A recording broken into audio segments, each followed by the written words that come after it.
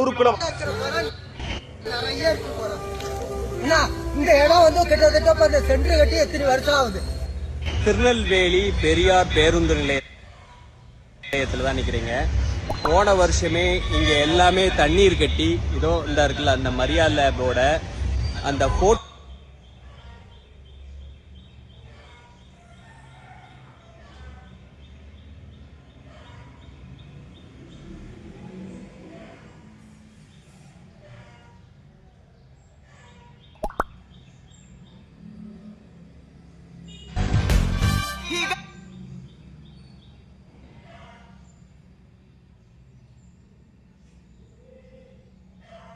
அதாவது ஒரு தாய்க்கு வந்து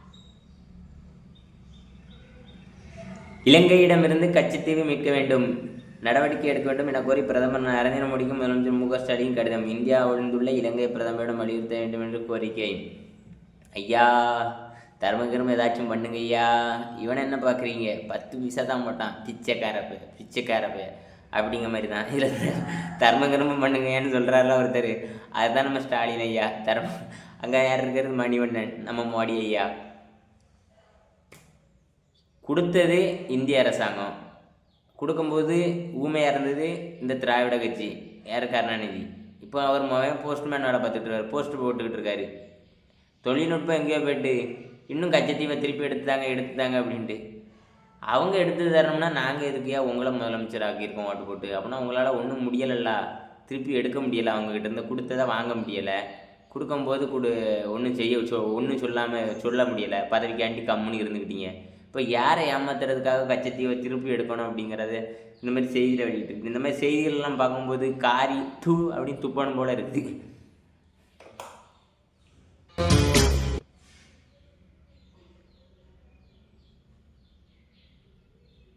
தமிழர் வாழ்வுரிமை கட்சி நாமக்கல் மாவட்டம். எனக்கு இது எதுவுமே வருத்தம் இல்லைங்க. இவங்க ஒரு கட்சி நடத்துகிறாங்க, என்னமோ செஞ்சுட்டு போகிறாங்க. ஆனால் தலைவர் பிரபாகரன் ஐயா புகைப்படத்தை போடுறதுக்கு ஒரு குறைஞ்சபட்சமாவது மனிதத்தன்மைன்னு ஒன்று நம்ம வேல்முருகன் அண்ணன் இருக்கணும். அண்ணன் சீமான் அவர்கள் எடுக்கிறது தூய தமிழ் தேசிய அரசியல், நீங்கள் எடுக்கிறது வந்து சாக்கடையும் தண்ணியும் ஒன்றா சேர்ந்து கிடந்த, அதாவது கருவாட்டு சாம்பார் கதை தான். ஈவே ராமசாமியும் உள்ளே வச்சுக்கிடுதிய, பிரபாகரன் அண்ணனையும் போட்டாவில் வச்சுக்கிடுதிய, பட்டி தொட்டி அங்கும் பிரபாகரன் அண்ணனை கொண்டு போய் சேர்த்து பாடுபட்டது அண்ணன் சீமான் அவர்கள். நோகாமல் நொங்குதிங்கிற மாதிரி ஃபோட்டோவை சைடில் போட்டுக்கிட்டு அரசியல் பண்ணிக்கிட்டு இருக்காரு. இந்த திராவிடத்துக்கு குண்டி எழுதி விட்டுக்கிட்டு அவனுங்க தர எச்சத்தை தின்னுக்கிட்டு அவனுங்களுக்காண்டி வேலை பார்த்துக்கிட்டு இருக்க வேல்முருகன் அண்ணன் எதுக்கு பிரபாகரன் ஐயா புகைப்படத்தை போடணும்னு நான் கேட்குறேன். ஒரு எம்எல்ஏ சீட்டுக்காண்டி நீங்கள் அவரை பயன்படுத்துகிறீங்க தமிழ் தேசிய அரசியலை மழுங்கடிக்கணும்ட்டு. நாங்கள் அப்படி இல்லை. கடலூர் மாவட்டம் வேப்பூர் அருகே மின்னல் தாக்கி 4 பெண்கள் உயிரிழப்பு. கூத்தாடியை பார்க்க போய் காலில் மிதிப்பட்டு செத்தா 32 லட்சம் கொடுப்பானுங்க, கள்ளச்சாரையும் முடிச்சு செத்தா 10 லட்சம் கொடுப்பானுங்க. தான் வாழ்க்கணும் வயிற்று பொழப்புக்காண்டி வயலில் காட்டில் மேட்டில் ஏறி வேலை பார்த்து மின்னல் தாக்கி செத்து போன ஒரு 4 பொம்பளை ஆளுகளுக்கு எத்தனை ரூபா கொடுக்காங்கிறத பொறுத்திருந்து பாருங்கள். ஒன்றும் செய்ய மாட்டானுங்க. அவங்களுக்கு விவசாயியை பற்றி அக்கறையே கிடையாது, சத்தியமாக கிடையாது. சாராயம் குடிச்சு சாவவனுக்கு மேலேயும் இந்த கூத்தாடியை பார்க்க போய் செத்தவனுக்கு தான் அவன் அக்கறை காட்டுவானு.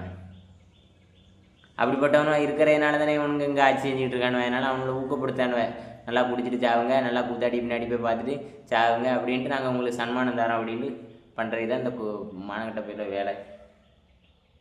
எங்கள் பயணம் தொடரும். கரூரில் உயிரிழந்த எங்கள் உறவுகளின் குடும்பங்களுடன் எங்கள் பயணம் எப்போதும் தொடரும். எத்தனை சோதனைகள் வந்தாலும், அதிகார வலிமை எதிர்கொண்டாலும், போராட்டங்களை சந்தித்தாலும் நீதியை நிலைநாட்டு தொடர்ந்து பாடுவோம். நீதி எங்கிட்டு நிலைநாட்டுனீங்க? பிஜேபி அலுவலகத்தில் போய் நிலைநாட்டினீங்க.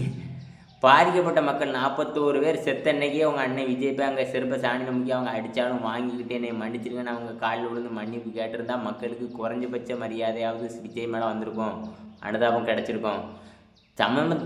சம்பவம் நடந்தவுடனே துண்டகானம் வாடி தனி விமானம் பிடிச்சி 16 நாள் தலைமுறை வாழ்க்கை வாழ்ந்து புஷி ஆனந்து வெளியில் வந்தால் மாலை போட்டு கொண்டாடுறீங்களாடா மானங்கட்ட. உங்களுக்காண்டி செத்துருக்கான் 41 பேர். அவங்கள பார்க்கறதுக்கு போக திராணி இல்லாமல் போய் பதுங்கி கிடந்துக்கிட்டு கேஸ்லேருந்து தப்பிக்கிறதுக்கு ஊழ கும்பிடு போட்டுக்கிட்டு பிஜேபிக்காரன் காலில் போய் படுத்து விழுந்து எந்திரிச்சு சிபிஐ மண்டி இட்டுட்டீங்கடா.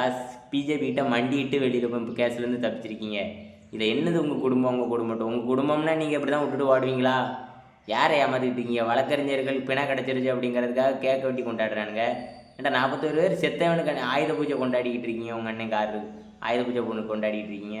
என்னடா அரசியல் பண்ணிட்டு இருக்கீங்க மானங்கட்ட பயலோடா ஈத்திரா பயலோடா சீமானனை நான் சொல்லுறதுக்கு வந்துட்டானுங்க. கடவோடி எங்கேயோ ஒருத்தன் செத்துட்டான்னா நாம் தமிழர் கட்சியில் உள்ளவன் அண்ணன் சீமானுக்கு தகவல் தெரிஞ்சு உடனே போய் அறிக்கை விடுவார், இல்லை நேரில் போய் சந்திப்பார், இல்லை எங்களுடைய உறவுகள் போய் அவங்களுக்கு தேவையான உதவிகளை செய்வோம். அவன் தலைவன் வந்த நிகழ்ச்சியில் 41 பேர் செத்துருக்கான், தலைவன் பொதுச் செயலாளர்னு ஒருத்தன் இல்லையா அந்த இடத்துல. அப்போ நீங்கள் எப்படி நான் தமிழ்நாட்டு மக்களுக்கு நல்லது செய்வீங்கன்னு நாங்கள் நம்புறது? இப்போ முட்டு கொடுத்துக்கிட்டு ஃபயர் விட்டுக்கிட்டு சிங்கம் களை இறங்கிருச்சு அப்படின்ட்டு சிங்கம் எங்கே போய் இருந்துச்சு 14 களை எடுத்துக்கிட்டு இருந்துச்சு, எங்கே போய் களை பிடிங்கிட்டு இருந்துச்சு? அதுதான் எங்களுடைய கேள்வி.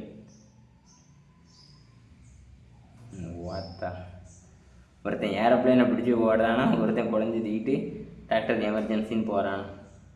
விஜய் நமக்கு அரசியல் எதிரி திமுக, அப்போ நம்ம கொள்கை எதிரி அணில், கொள்கை எதிரி பாஜக. அதானே? அதான் இல்லை, இனி நம்ம கொள்கையும் பாஜக கொள்கையும் ஒன்று தான்.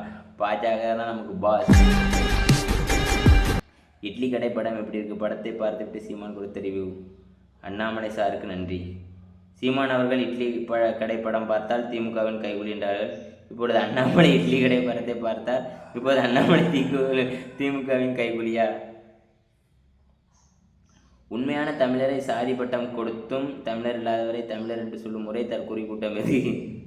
உண்மையான ஒருத்தன் தமிழ்நாட்டுக்காண்டி போகிறானம்னா அவனுக்கு சாதி பட்டத்தை தூக்கி கையில் கொடுத்துருவானுங்க.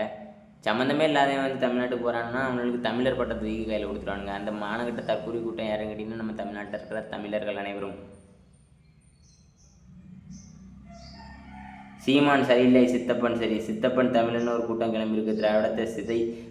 திராவிடத்தை சித்தப்பனை வைத்து வீழ்த்துவோம் என ஒரு அரைகுறை தமிழ் தேசிய கூட்டம் கிளம்பியிருக்கு. சீமான் என்பவர் யார்? உன் தலைவர் யார் என அடையாளம் காட்டியவர். உன் முன்னோர்கள் அர்ப்பணிப்பை அடையாளம் காட்டியவர். சாதி தலைவராக இருந்த தமிழ் தலைவர்களை சாதித்த தலைவர்களை என மக்களுக்கு போதித்தவர். சீமான் என்பவர் தமிழர் நிலத்தில் பல அறியாமையை நீக்கியவர். அண்ணனின் கால் ரோம மயிரை கூட கொடுக்க முடியாது. ரோம மயிரை கூட சில நேரங்களில் அண்ணன் மீது வருத்தம் இருக்கலாம். அதற்காக அண்ணனை விட்டுட்டு பிரபாகரனை தலைவன் உச்சரிக்க திராணி இல்லாதவர்கள் எப்படி தமிழ் தேசியம் அரசியலுக்குள்ளானவர்கள்? இப்போ கூட நேத்து கூட ஒரு ட்ரெண்டிங் சாங் முதலமைச்சர் மு.க. ஸ்டாலின் சாதி பேர்களை பயன்படுத்த கூடாது. இவர் என்னங்க செஞ்சுக்கிட்டு இருக்காரு? நாயுடு பேர் வைக்கும்போது எங்கே போய் படுத்து தூங்கிட்டு இருந்தாருன்னு யாருக்காவது தெரியுமா?